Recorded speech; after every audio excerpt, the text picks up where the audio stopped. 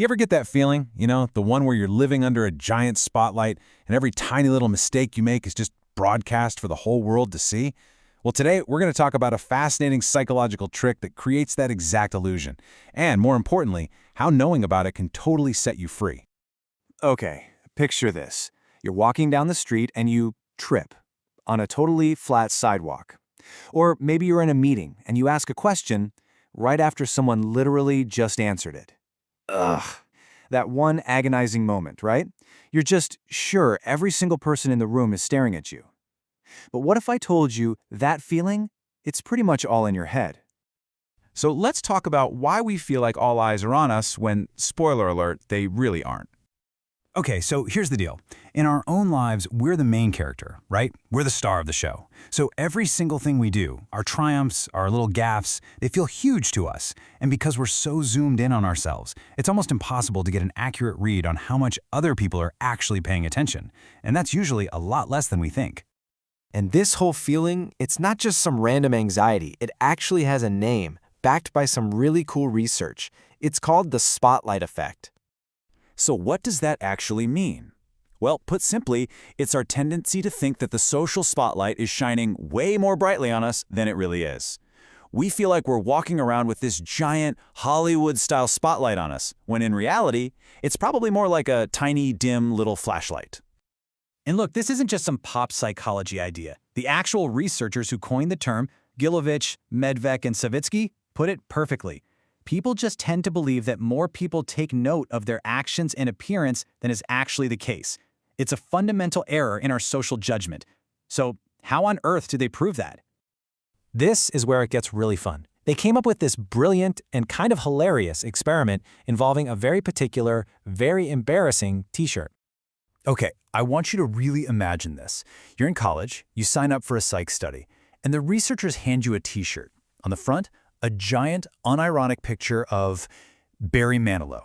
Now, hey, no disrespect to the Manilow fans out there, but for a college kid at the time, this was basically the definition of embarrassing. And your task? You have to wear it and walk into a room full of your classmates. Can you feel the cringe? Just pure mortification? Okay, so get this.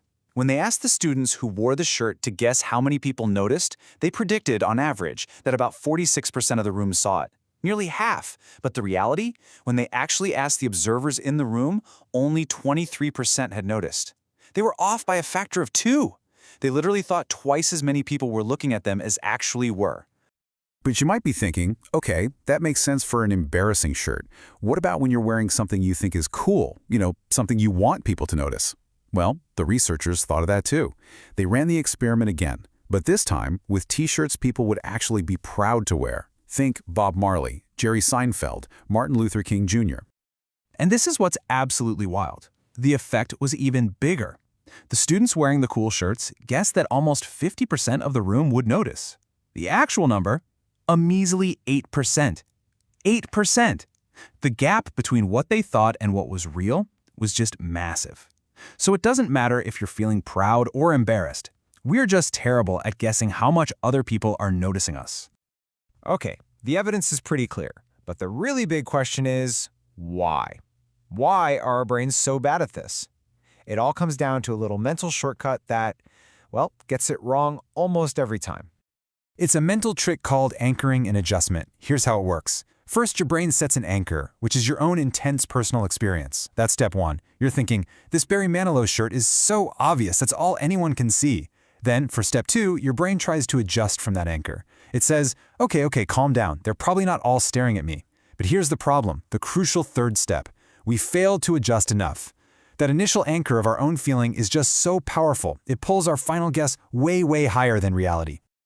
And they even proved this whole anchor theory with another clever test. They split people into 2 groups. The immediate group put on the shirt and went right into the room. Their anchor was super strong, super fresh. They guessed about 51% of people would notice. But the delayed group? They had them wear the shirt for about 15 minutes before going in. This gave them time to get used to it, to let that initial feeling of, oh my God, this shirt, fade a little. Their anchor was weaker. And what happened? Their estimate dropped all the way to 37%. See? Same shirt, same room. The only thing that changed was the strength of that internal anchor. So, okay, this is all fascinating science, but what does it actually mean for you and me in our day-to-day lives? Honestly, once you really get this, it's one of the most freeing ideas you'll ever encounter.